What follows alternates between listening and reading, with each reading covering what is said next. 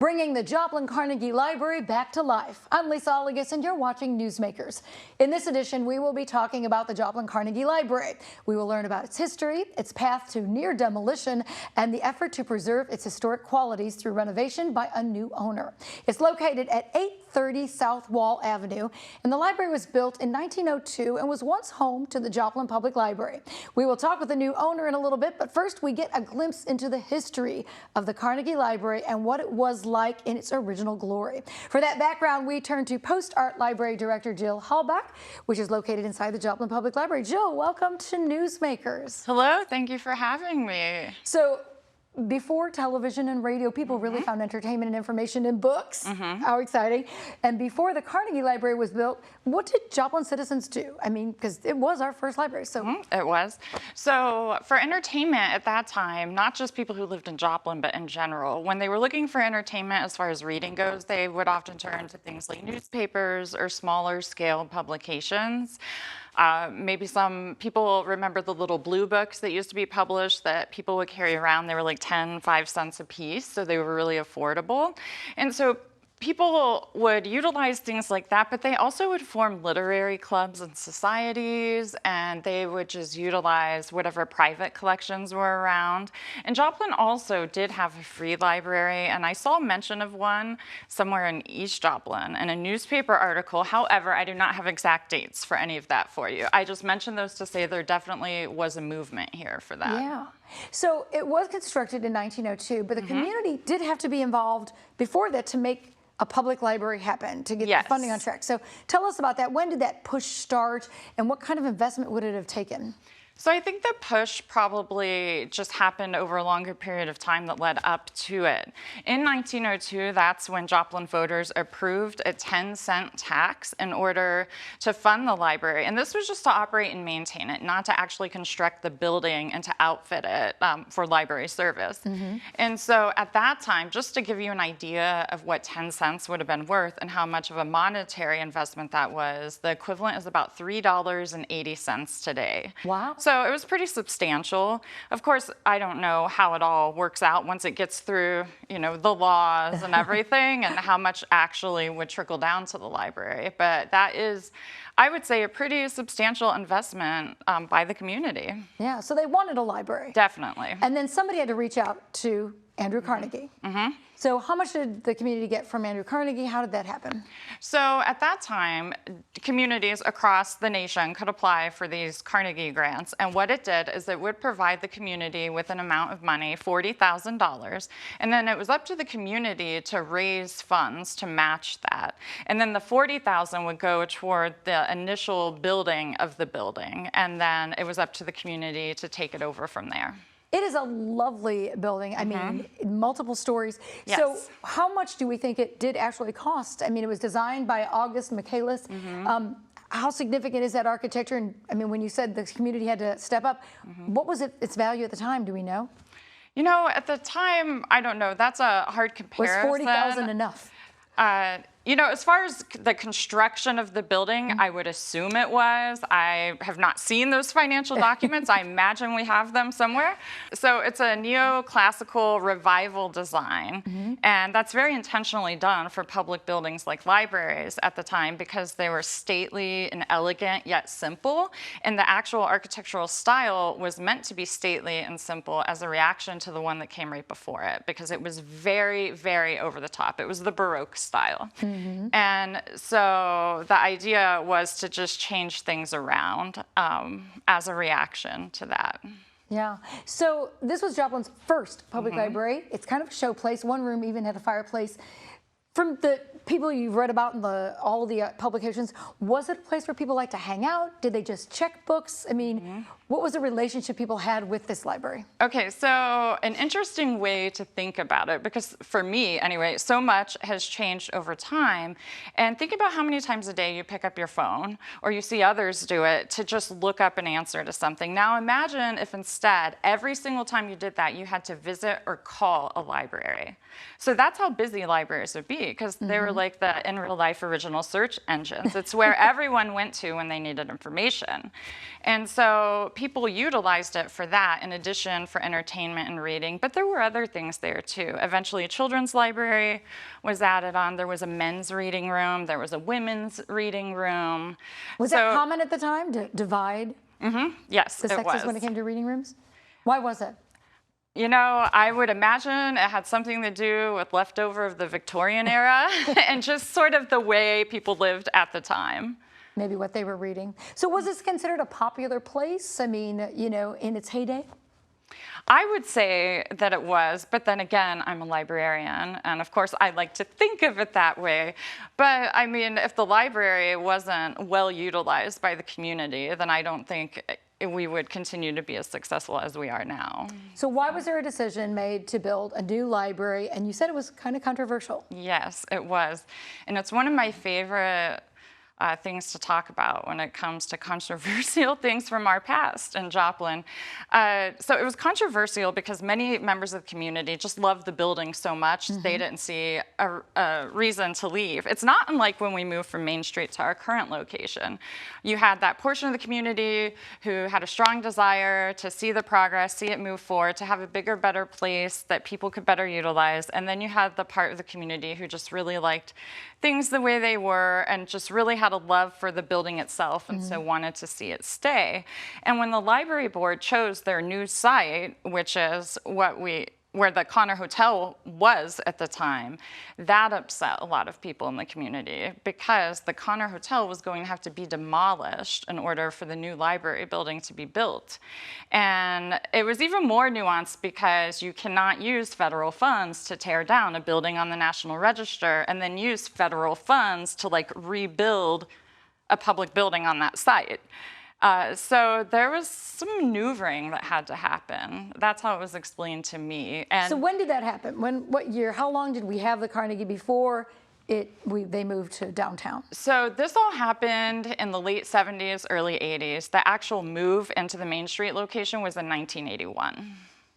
And so, I mean, obviously it got approved. So then what do we know then happened with the Carnegie? I mean, when did people, you know, what was the plan for it? There wasn't necessarily a plan for what would happen with that building once the library vacated the building. The building then, when the ownership of the building, it became the city's building, and then eventually it was sold and went into private hands. Yeah. So when did people realize that the Carnegie was historic in nature? It got on the list. How did that happen? I think that a lot of people knew it all along because in the late 70s, early 80s, part of what the solution was, which had never been done before, was that the Connor Hotel would come off of the National Register and the Carnegie building had to go on to the National Register in order for the library to move to Main Street and build there. And so it was just a long process that had, I mean, it was unprecedented, actually, in the world of preservation even. Wow. So it is on the Historic Register. That's correct. Okay, so years later, Esbert Shaheen moved in with his International Institute of Technology, and he actually even lived there with his family. Is that a good use for a library because he did have a lot of books there? Did it help preserve it a little bit longer? You know, I never want to sound like I'm speaking negative of any person or group's efforts to preserve a part of history. Right. But when it comes to the library, I mean, it was a public building. And so when it went into city hands and then it went into private hands, after that, at that time, it was kind of cut off. The public no longer had any access to it. And so it just kind of was no longer really a part of the community or a place that people could interact with. And so I don't want to say it wasn't a good use, but I will say that just because a building isn't empty doesn't mean that its historical integrity is being maintained. Excellent. Are you excited to see that it's going to be renovated? I am. I'm very excited. It's been a long time coming. I've had the fortune to be in the building a handful of times over the last 10 years or so. And I mean, it's time. It needs love. Yes, it definitely does. Well, thank you for sharing its history, Jill Hellbuck. Yeah, thank you for having me.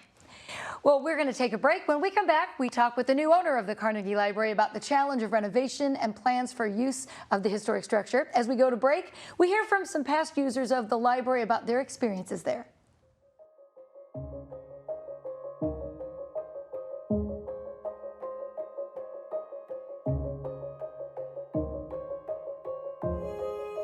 just revisiting the fact that they're going to come back, trying to bring it back to in some form, reminded me of my childhood. I grew up here. I loved to go to the library, and I was a voracious reader, still am to this day. I would go with my mother, and she would drop me at the door. The children's library was in the basement. It was a big production to get to go down there and check out books by myself. Going there as a kid, learning to use the index for the first time. It's where I found Beowulf. That really set me on a journey for reading. My mother would be upstairs in the adult part, which was like mysterious because you couldn't go up there. And there also was, as you went in the front doors to your left, there was a large room that was used for many things, but one of them was a girls' group that used to talk about books. When you're in the library itself and you look towards the front, on the left side was where they had all these big tables and stuff, and a lot of windows and sunshine and that kind of stuff. The library was always a really good place for me to go because it was welcoming. I could sit there and do my homework, or I could read. And my memories of it were that the architecture was beautiful inside. It was bright and sunny and quiet and comfortable. And I always felt like it was a safe place to go. I loved it. I've always loved the building. I loved that. I loved the architecture. I loved to see it. Inside, I just remember walking in, the big desk, and then upstairs, the row after row after row of books, bookshelves. Because when you graduated upstairs, the entrance to go to the library, you walked up a flight of steps, and it was a big deal. And I always thought it was impressive because it had tall ceilings, and it had such beautiful woodwork. You can't buy that type of ambiance anymore. And so it was an experience, a treat to go there. I liked because it was old. I liked the fact that it was from another century, and it reminded me of old churches and things of that sort. I went to the Catholic schools, and generally we would go to Mass at 8 o'clock Mass before school started. But there were 6 of us that walked to school. And quite often when we got there, Mass wasn't over. We were supposed to go to Mass, but the door was always open to the little vestibule to the children's library, and we would go in there. We could see the kids coming back from Mass, and we would just go out then and join into the line. So the sisters never knew the difference whether we went to Mass or not. That's one of my biggest memories of the library. It was so unusual because nobody had lived in a marble home, and it was just so beautiful. It was very pretty. It was always cool because of all the stones. But just the building itself, it's up on a little bit of a hill. You walk up there, it's this huge, beautiful stone building, and now to see it come back, it's just great. Some ideas change the world. They start small, but they become big. They become big enough to change lives. Ideas like free public libraries. Because libraries weren't always free and open to all. They were private. Andrew Carnegie, a Scottish immigrant, arrived in Pittsburgh in 1848 at nearly 13 years old and went to work in a factory. Thanks to a retired colonel who opened his personal library to young workers, Carnegie discovered something that would change his life: access to books. He called them the precious treasures of knowledge and imagination. He never forgot it. After making his fortune in steel, Carnegie funded the construction of over 2,500 free public libraries worldwide, nearly 1,700 in the US alone, helping to drive a community-based library movement.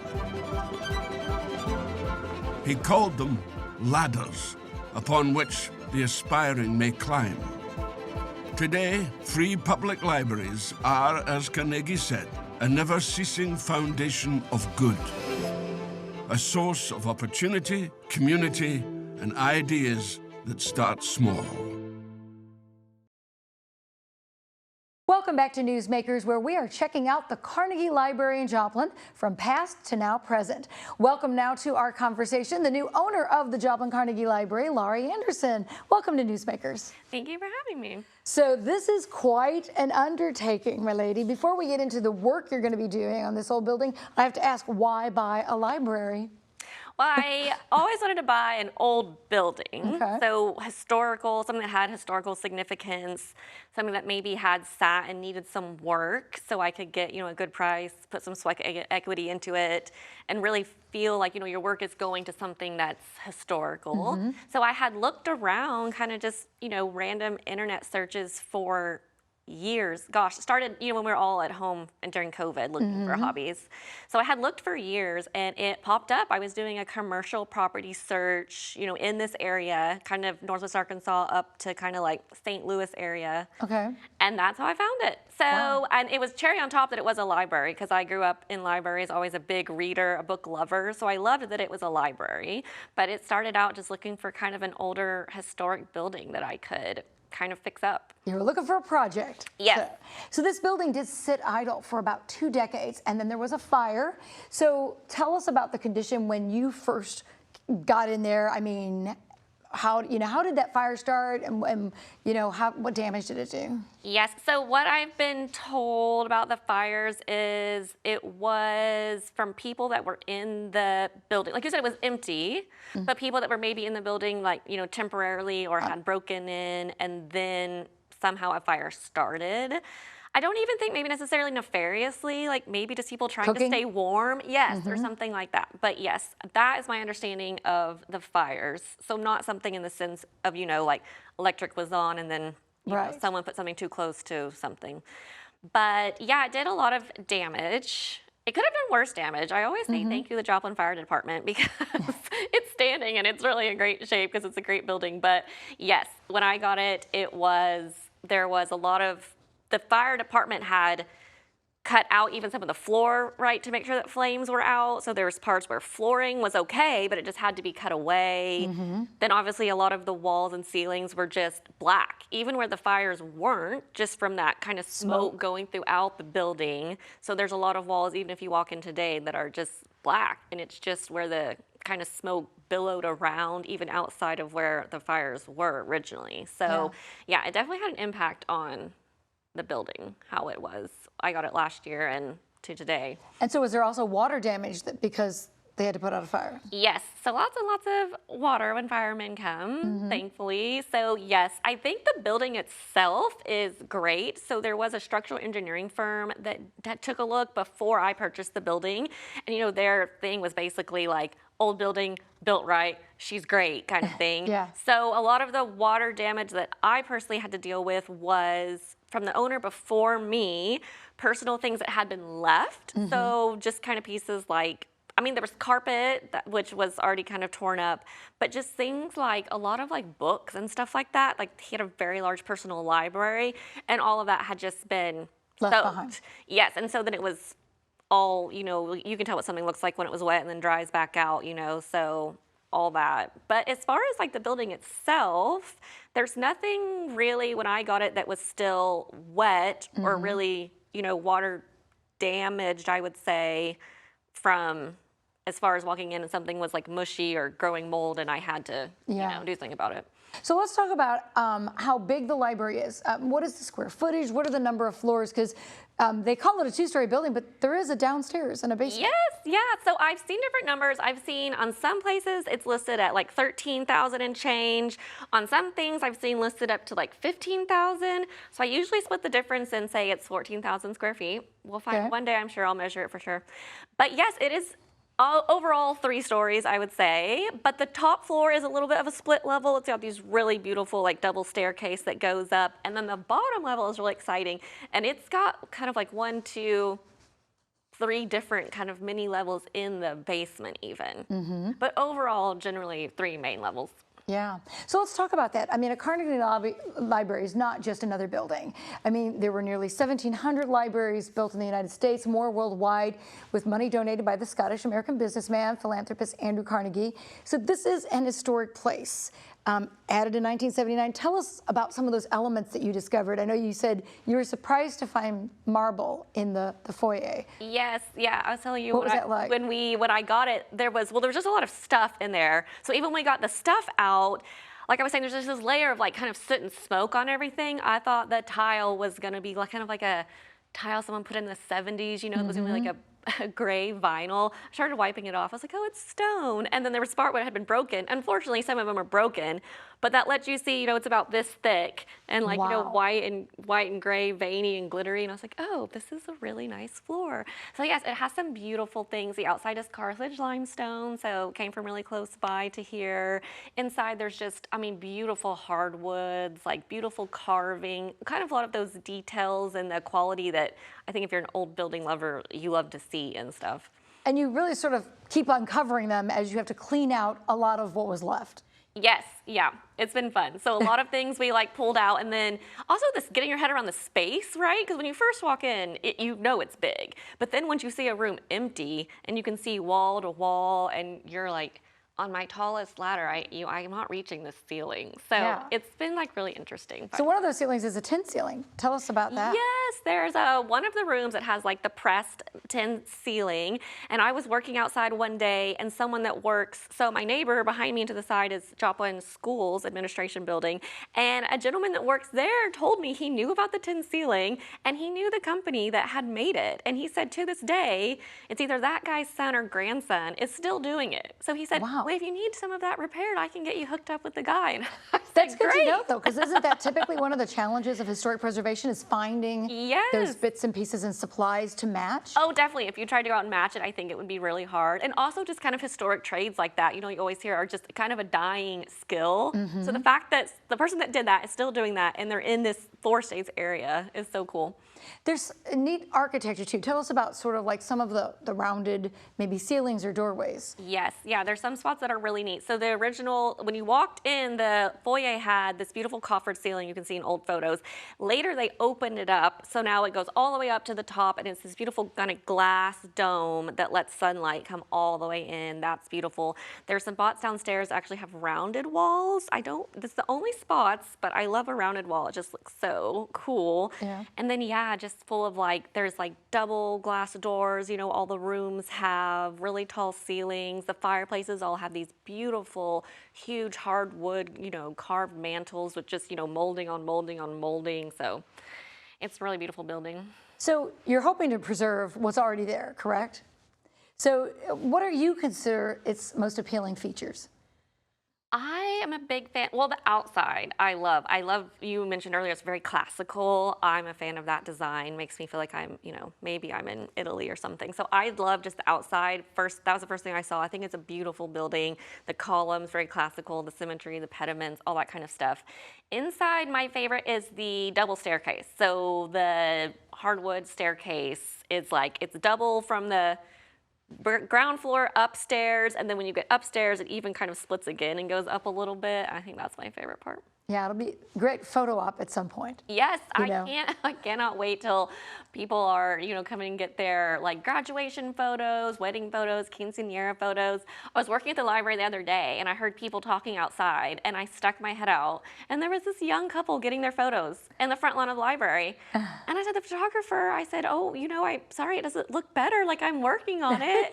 And she said, oh, so many people want their photos here. They'll definitely want that. So I teared up a little bit. This couple was so cute. But well, you even did a pencil drawing of the exterior, which you shared with us. I didn't know you were an artist, but I mean, the exterior, so you really like the columns. Is there anything else about that limestone marble? Is that a trait that you think is going to be attractive to folks? Yes, I think it's just a great grand building. The front steps, the columns, the white, kind of a very classical, big building. So how long do you think restoration will take?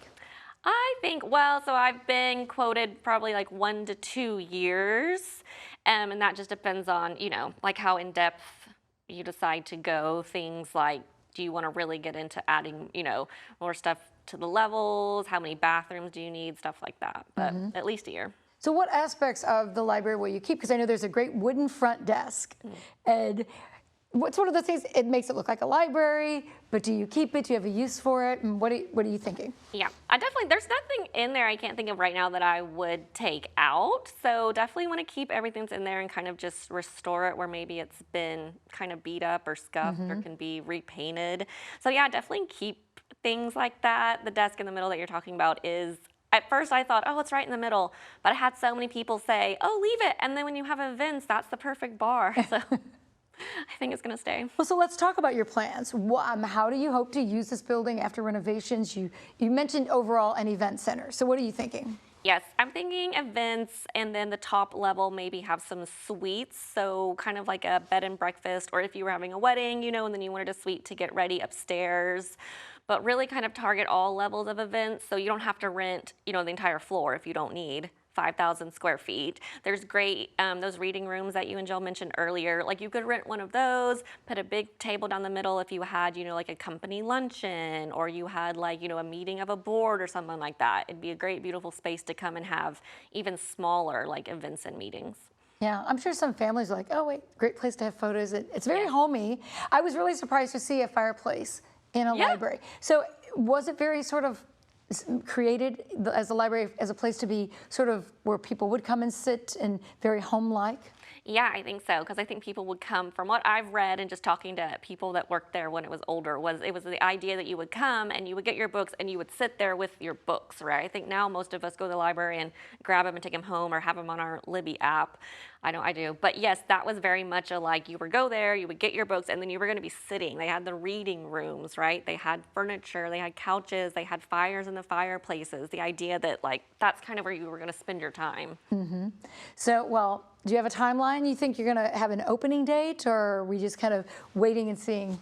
And will you be involving, I guess, professional carpenters as well? Yes, at some point we'll get past. Right now it's kind of in the cleanup phase, everything I can do just to save money and kind of just get it back. Kind of getting back to like square zero almost, where it's just an empty building that's, you know, secure and clean, the roof's not leaking, that kind of stuff. I don't have a hard timeline. It's a project that you get to share with your dad, right? Yes. My dad is retired, and we have worked on residential houses before that I bought, and then we had to fix up, and then I had his rental properties. Nothing of this scope, but we hadn't done anything for years, and I thought, I need a project. My dad's retired. I'm sure he needs a project. I don't know if he would thank me for that, but he does. He's my biggest helper. He comes up a lot and works with me at the library, for sure. It's a big undertaking. Good luck to you, Laurie. Thank you. That wraps up this edition of Newsmakers. Thanks to our guests, and thank you for watching.